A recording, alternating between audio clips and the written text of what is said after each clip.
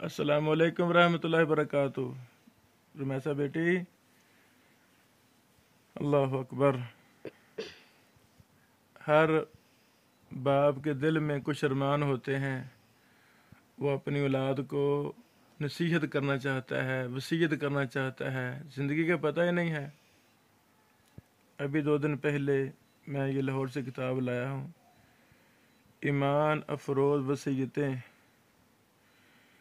बरसगीर की तारीख़ के बहुत बड़े इमाम और मुहद्दिस और बादशाह, मेरी मुराद नवाब सैयद मोहम्मद सदीक हसन खां रहमहुल्लाह हैं। बेटा, इन्होंने अपनी औलाद के नाम कुछ नसीहतें लिखी थीं। ये वो किताब है, इसका मैंने अक्सर का मुताला किया है, कर लिया अल्हम्दुलिल्लाह। तो यही बेटा नसीहतें मैं आपको करना चाहता हूँ, आपको ही नहीं बल्कि ये तो तमाम उम्मत मुस्लिमा के नाम ये नसीहतें हैं। हर बाप को हर घर में ये किताब लानी चाहिए और अपनी औलाद को ये कहना चाहिए कि बेटियों बेटो, ये किताब मेरी तरफ से आपको नसीहत है। अल्लाह अकबर। इस किताब का तर्जमा हमारी महबूब शख्सियत बुज़ुर्ग आलिम दीन शेखुल हदीस मौलाना उमर फ़ारूक साइदी हाफिज़हुल्लाह है। इनसे हमें बड़ी मोहब्बत है, ये बहुत ही नेक इंसान है। साइदी, अल्लाह अकबर। ये 2 भाई हैं, दोनों ही माशाअल्लाह बहुत ही लायक फ़ैक बुज़ुर्ग हैं। पिछले दिनों हमने भी शाया की थी ना किताब सहीफ़ा माबे मुनब्बे, वो छोटे भाई हैं, शेख उमर फ़ारूक सईदी साहब के छोटे भाई हैं।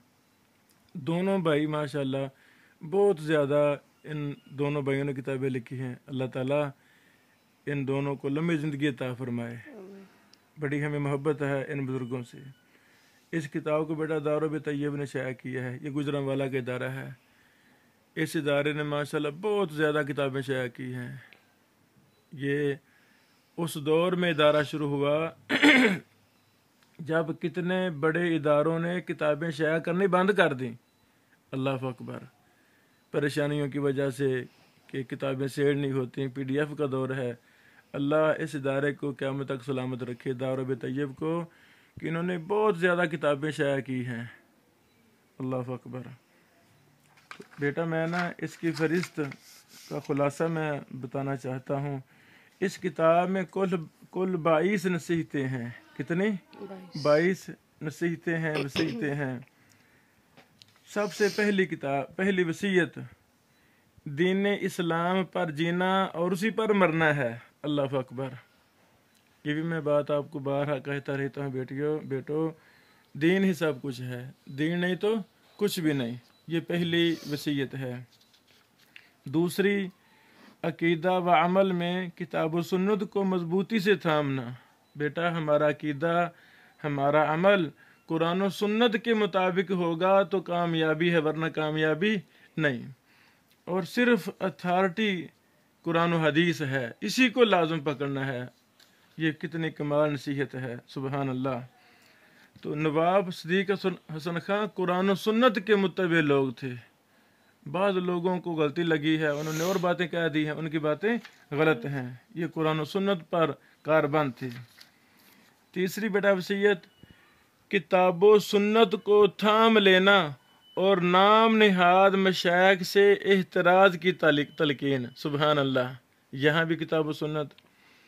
चौथी, अमर बिल मारूफ और नही अनिल मुनकर की अहमियत व मरातिब। पाँचवीं वसीयत, सहाबा कराम की अज़मत और तारफ़ अहल हदीस। छठी वसीयत, गुरबत इस्लाम का अलमिया। सातवीं, दुनिया की बेसुबाती और हुब्बे दुनिया की मजम्मत। बेटा, दुनिया से मोहब्बत करनी, दुनिया तो आर्जी है, पता है ही नहीं अभी ज़िंदगी ख़त्म हो जाए, तो दुनिया से मोहब्बत नहीं करनी। दीन से, आखिरत से मोहब्बत करनी है। दुनिया के मामलात अल्लाह ताला खुद ब खुद आसान फरमा देता है। आठवीं वसीयत, कसब हलाल की तलकीन, यानी रिज़्क़ हलाल कमाना है, और ये फ़र्ज़ है, और ये फ़र्ज़ है। اور باوقار ہنر اختیار کرنے کی ترغیب۔ بھائی رزق حلال کے لیے کچھ تو کرنا ہے نا، تو ایسا شعبہ اختیار نہیں کرنا جو حرام کا ہو یا جس میں انسان ذلیل ہوتا ہو، بلکہ عزت والا کام۔ ہزاروں کام ہے جو انسان سوچ بناتا ہے، وہی اللہ تعالیٰ اس کو ہنر سکھا دیتا ہے۔ اسی طرح دینی تعلیم و تعلم کا نصاب اور تصنیف و تالیف کی ترغیب۔ بیٹی اس 9ویں وصیت میں صدیق حسن خان رحمہ اللہ نے نصاب بنایا ہے کہ طلبہ کو، بیٹیوں کو سب سے پہلے گرامر سیکھنی چاہیے، لغت سیکھنی چاہیے، اس کے بعد اصول سیکھنے چاہیے، پھر حدیث کی فلاں کتابیں پڑھنی چاہیے، پھر تفسیر کی کتابیں پڑھنی چاہیے۔ کیسی بات ہے، انہوں نے باقاعدہ ایک نصاب بنا دیا ہے۔ سبحان اللہ، یہ بڑی دلچسپ داستان ہے۔ اور پھر اگلی بات تصنیف و تالیف کی ترغیب۔ اپنی اولاد کو وہ نصیحت کر رہے ہیں، میں آپ کو بیٹا کر رہا ہوں کہ کتابیں لکھنا یہ بہت بابرکت شعبہ ہے، صدقہ جاریہ ہے، اس میں صلاحیتیں نکھرتی ہیں، اس کو چھوڑنا نہیں۔ 10ویں وصیت انسان سے اصل مطلوب کیا ہے، اس پر بڑی اچھی بحث کی۔ پھر 11ویں وصیت عرب قدیم کی عادات کے اختیار و التزام کی تلقین۔ جو عرب میں پرانی عادات تھیں عرب کے اندر، ان کو لازم پکڑنا ہے۔ ہندوستانی رسوم و روایات سے اجتناب کی تلقین، تاکید۔ یعنی ہندوستان میں بدعت و خرافات کا یہ علاقہ ہے ہندوستان۔ جو عرب قدیم تھا اس میں بدعت و خرافات نہیں تھی، اس پر بڑی اچھی بحث کی۔ صوفیہ کی گمراہیاں، بدعات وغیرہ وغیرہ، ہندوؤں کی رسم و رواج، یعنی کتنی بدعات پر انہوں نے بحث کی ہے۔ یہ ایک ایک بات سونے سے لکھنے کے قابل ہے، اور یہ بڑی پیاری باتیں ہیں۔ شادی بیاہ میں ہمارے کتنے رسم و رواج ہیں، عربوں میں کوئی بھی رسم ہے ہی نہیں۔ 12ویں وصیت سیدنا عیسیٰ علیہ السلام اور مہدی رحمہ اللہ کی خدمت میں سلام پہنچانے کی وصیت۔ سبحان اللہ۔ سیدنا ابو ہریرہ رضی اللہ تعالیٰ عنہ نے فرمایا تھا اپنے شاگردوں سے، جو بھی ان سے ملے ان کو میرا سلام کہے۔ سبحان اللہ۔ تو یہی نصیحت وصیت نواب صاحب نے کی، یہی میں آپ کو کہتا کرتا ہوں کہ آپ کو یا ان کو جو بھی ملے وہ کہے کہ آپ کو ابراہیم بن بشیر الحسینوی سلام کہتے تھے۔ اللہ اکبر۔ بیٹا 13ویں وصیت دینی مصلحت کو دنیاوی مصلحت پر فوقیت دینا، یعنی دینی مصلحت کو ترجیح دینی ہے، دنیا کی کوئی پرواہ کرنی نہیں۔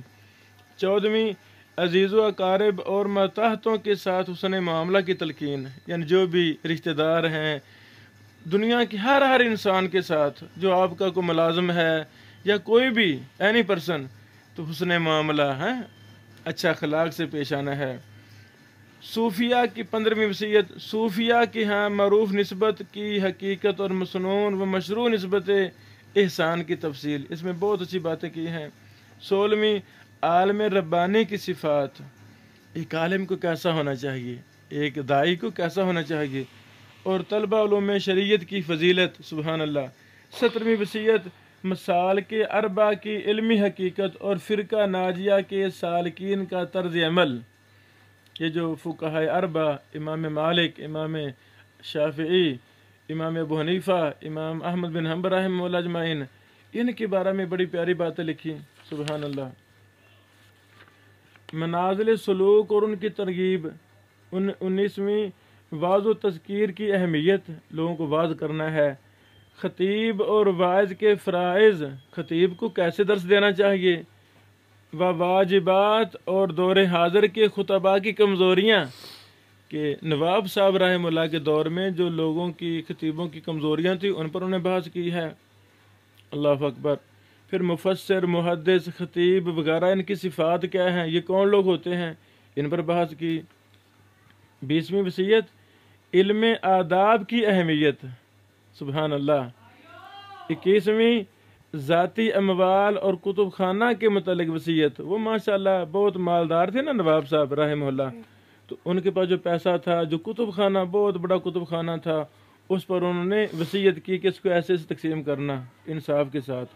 آخری وصیت اللہ کی توحید اور رسول اللہ کی رسالت کی گواہی دینے والے کے لیے جنت کی بشارت۔